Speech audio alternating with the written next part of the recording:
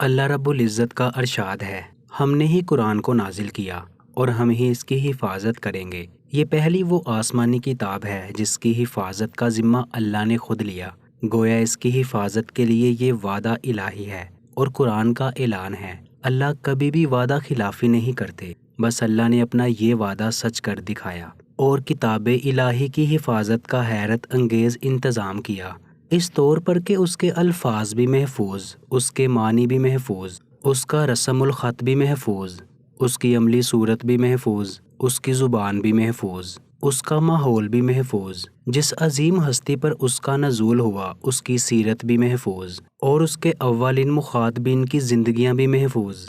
غرض یہ کہ اللہ رب العزت نے اس کی حفاظت کے لیے جتنے اسباب و وسائل اور طریقے ہو سکتے تھے سب اختیار کیے، اور یوں یہ مقدس اور پاکیزہ کتاب ہر لحاظ اور ہر جانب سے مکمل ہو گئی۔ الحمدللہ آج 1429 سال گزرنے کے بعد بھی اس میں رتی برابر بھی بدلاؤ نہ آ سکا۔ لاکھ کوششیں کی گئیں مگر کوئی ایک کوشش بھی کامیاب اور کارگر ثابت نہ ہو سکی، اور نہ قیامت تک ہو سکتی ہے۔ دوستو، آج کی یہ ویڈیو آخر تک لازمی دیکھیے گا۔ آج ہم پاکستان میں سیلاب کے اندر پیش آنے والے قرآن پاک کے معجزے کا ذکر کریں گے کہ کیسے زمین پھٹی اور سیلاب کا سارا پانی اس میں سما گیا۔ یہ واقعہ کس گاؤں کا ہے اور کیسے پیش آیا، یہ جاننے کے لیے آپ سے گزارش ہے کہ ویڈیو کو آخر تک ضرور دیکھیے گا۔ ناظرین، آپ سب اس بات سے بخوبی واقف ہوں گے کہ اس وقت پاکستان بدترین سیلاب کی کیفیت سے برقرار ہے۔ 2010 کے بعد یہ سب سے خطرناک سیلاب ہے جس نے ہر طرف تباہی مچا رکھی ہے۔ پاکستان کے چاروں صوبے اس سے شدید متاثر ہوئے اور شدید جانی و مالی نقصان کا سامنا ہے۔ حکومتی مشینری اپنی نااہلیوں کی وجہ سے ایک بار پھر سے ناکام ہو چکی ہے، اور پاکستان کی غریب عوام کھلے آسمان تلے زندگی گزارنے پر مجبور ہے۔ اعداد و شمار کے مطابق سیلاب کی تباہ کاریوں کی وجہ سے اس وقت 4 کروڑ عوام بے گھر ہو چکی ہے، جن کا سب کچھ سیلاب کی زد ہو گیا ہے، جبکہ لاکھوں قیمتی جانیں بھی ضائع ہو گئی ہیں۔ معصوم بچے سیلابی ریلوں میں بہہ گئے اور بستیوں کی بستیاں پانی میں ڈوب گئی۔ سیلابی ریلا جہاں سے گزرتا ہے پیچھے تباہی کی داستان چھوڑ جاتا ہے۔ لوگ اپنی مدد آپ کے تحت سیلاب زدگان کی مدد کر رہے ہیں، جبکہ حکومتی سطح پر وہ انتظامات نہیں کیے گئے جو کہ کیے جانے چاہیے تھے۔ سیلاب کی تباہ کاریاں ایک طرف، لیکن یہاں آپ کو ایک ایسے معجزے کی تفصیلات بتاتے ہیں جس نے پوری دنیا کو حیران کر کے رکھ دیا۔ آپ یہ جانتے ہیں کہ سیلابی پانی جس شہر یا گاؤں میں داخل ہو رہا ہے وہاں صرف اور صرف تباہی دیکھنے کو مل رہی ہے، لیکن اللہ تعالیٰ کا کلام کتنا طاقتور ہے کہ اس نے سیلاب کے پانی کو پورے گاؤں میں داخل ہونے سے روک دیا۔ یہ معجزہ پاکستان کے علاقہ قلعہ سیف اللہ میں پیش آیا، جہاں گاؤں کے لوگوں نے دور سے دیکھا کہ سیلابی ریلا ان کے گاؤں کی جانب بڑھ رہا ہے، تو گاؤں کے سبھی لوگ گھروں سے قرآن مجید اٹھا لائے اور قرآن پاک کو سیلابی پانی کے سامنے رکھ کر یہ دعا کی: اے ہمارے رب، اپنے کلام کی حفاظت کا وعدہ کرنے والے ہمارے گاؤں کو اس آفت سے محفوظ رکھنا۔ ان کی یہ دعا کچھ اس طرح سے قبول ہوئی کہ گاؤں سے باہر کھلی زمین اچانک سے پھٹ گئی اور اس میں 4 کلومیٹر لمبا شگاف پڑ گیا۔ سیلابی ریلا اس شگاف میں یوں سما گیا کہ جیسے تھا ہی نہیں۔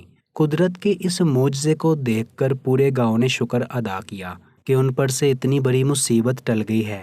دوستو، دنیا بھر کے افراد وقتاً فوقتاً قدرتی افعال، زلزلہ، سیلاب، طوفان، وبائی امراض کا شکار ہوتے رہتے ہیں۔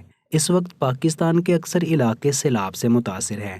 بلوچستان سے لے کر جنوبی پنجاب، سندھ کے اکثر علاقے، خیبر پختونخوا کے بہت سے اضلاع، گلگت بلتستان اور آزاد کشمیر کے کئی اضلاع سیلاب سے متاثر ہوئے ہیں۔ مجموعی صورتحال کو دیکھ کر یہ کہا جائے تو بے جانا ہوگا کہ پورا پاکستان سیلاب کی زد میں ہے۔ اب تک سینکڑوں مرد و خواتین، جوان اور بچے اس کی نظر ہو چکے ہیں۔ لاکھوں ایکڑ کھڑی فصلیں تباہ ہو چکی ہے، ہزاروں لوگوں کے گھر تباہ، لاکھوں کی تعداد میں مال مویشی بھی ہلاک ہو چکے ہیں۔ بیشتر لوگ اسے سائنسی نقطہ نظر سے دیکھتے ہوئے یہ کہہ رہے ہیں کہ نیچر ہر 5-10 سال بعد ایسا کرتی ہے، تاہم یہ درست نہیں۔ ظاہر ہے کہ ان کے کچھ ظاہری اسباب بھی ہوئے ہیں، اور ہمارے سائنسدان اور ماہرین ان اسباب کا ذکر کرتے ہیں، ان کی نشاندہی بھی کرتے ہیں۔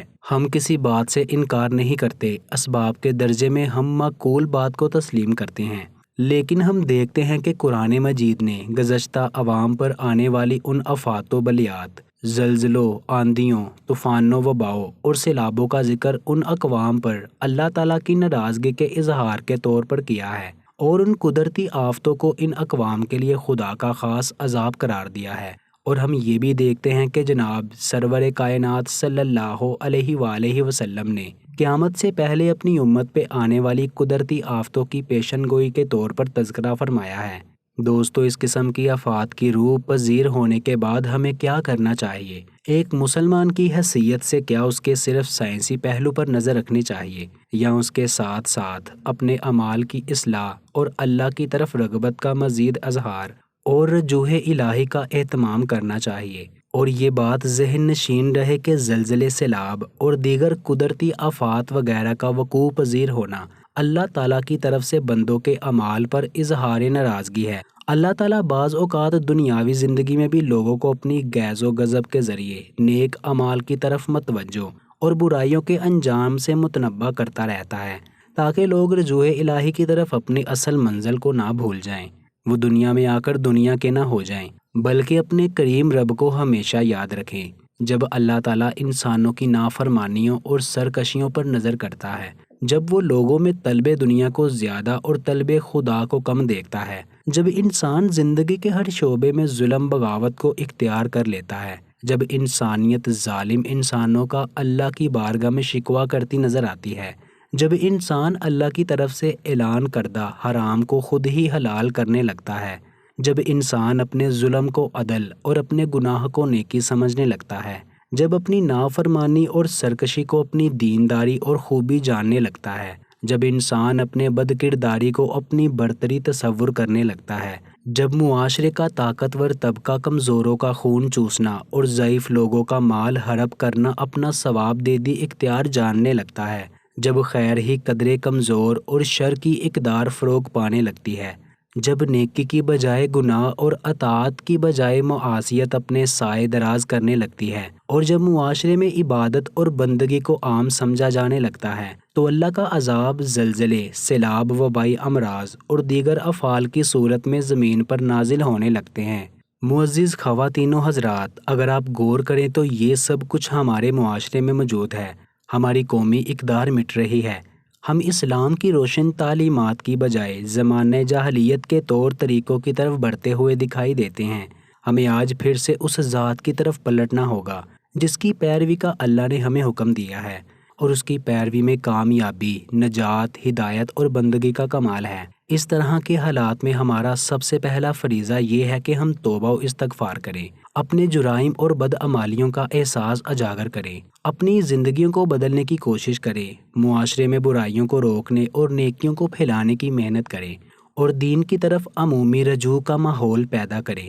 اس کے بعد ہماری دوسری ذمہ داری یہ ہے کہ اپنے مصیبت زدہ بھائی کی مدد کریں، ان کی بحالی کے لیے کوئی کسر نہ چھوڑیں، کہ یہ ہماری دینی اور قومی ذمہ داری ہے، اور اس کا اللہ تعالیٰ کے ہاں بہت بڑا اجر ہے۔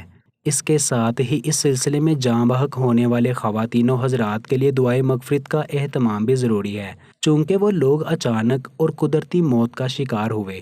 اس لیے حضور اکرم صلی اللہ علیہ وآلہ وسلم کے ایک ارشاد کے مطابق وہ شہداء میں شامل ہیں، ان کے لیے مغفرت اور بلندی درجات کی دعا بھی ہم پر ان کا حق ہے، اور ہمیں اپنی دعاؤں میں انہیں یاد رکھنا چاہیے۔ دعا ہے کہ اللہ پاک سیلاب زدگان کی مصیبت کو ختم کرے اور انہیں اس عذاب سے نجات عطا کرے، اور ہر علاقے کو اس آفت سے محفوظ رکھے، اور جو اس آفت کی وجہ سے جان سے گئے، اللہ پاک ان کی مغفرت فرمائے اور ان کے درجات کو مزید بلند فرمائے۔ آمین یا رب العالمین۔ پیارے دوستو، ایسی مزید ویڈیوز کے لیے آپ ہمارا چینل اردو سکلز کو ضرور سبسکرائب کر لیں۔ شکریہ۔